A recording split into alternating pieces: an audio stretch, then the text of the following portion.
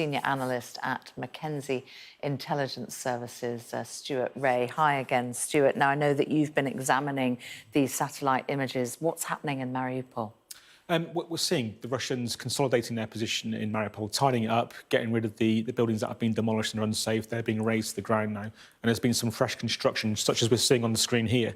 This is very interesting. This obviously clearly states, or clearly shows the Russians' intent that they're not going anywhere. They're building some pretty impressive infrastructure in that city.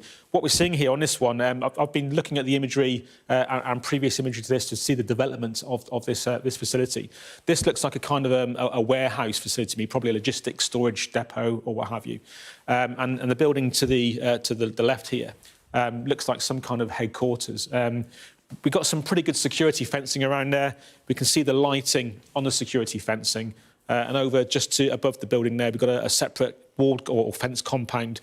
It looks like to me like underground fuel storage, possibly for like heating oil or what have you in that facility. A comms tower and what have you in there. I think this is a headquarters building of some kind, possibly not necessarily military.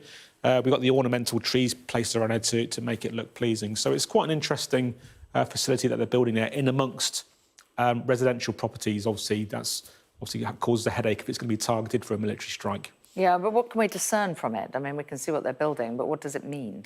It's them consolidating their position, garrisoning the town, bringing more security in there. There is a kind of there is a partisan operation by the Ukrainians that are in Mariupol against the Russian forces in there.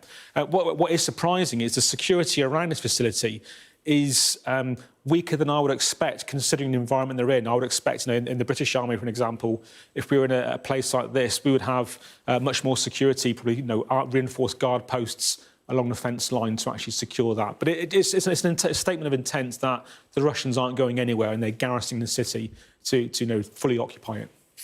Let's talk about the city of Bakhmut, which we know has become an important symbol, hasn't it, for some of the Russian troops to try and demonstrate to Putin what they have been able to capture. What's happening there? Yeah, Bakhmut it's operationally, strategically, it's not massively important, but it is symbolic. They've invested a lot of resources, manpower and equipment into trying to take Bakhmut, but impressively, the Ukrainians have managed to resist up until now.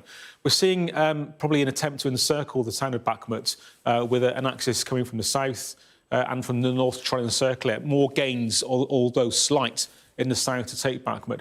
What it does, it shows that the investment of resources has been for nothing. It also, to a degree, it protects their flank from the Ukrainian counteroffensive up in the north, and it opens up the corridors to move towards Sloviansk and Kramatorsk, which is obviously key in their aim to take over the Donetsk Oblast as part of the Donbass region. Of course, the other pressure that can be brought to bear on Russia is financial, economic. And let's talk about this price cap that's been agreed by a number of different countries on Russian crude oil. How is that going to affect Russia's coffers to fund this war? In the first place, it's not going to have a massive, dramatic effect on it. It's not going to have a catastrophic effect on their economy to support the war. It's going to be very difficult to police. It's up to the carriers of the crude oil to actually confirm that the end client has paid the correct price for that oil. But obviously there are other state actors that are going to buy the oil from Russia at whatever price they want to. They're more aligned to Russia than they are to the West and have a different stance over the war in Ukraine.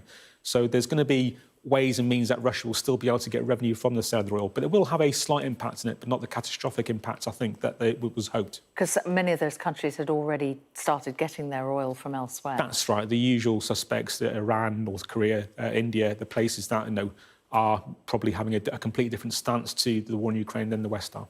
OK. All right, Stuart, thank you very much indeed.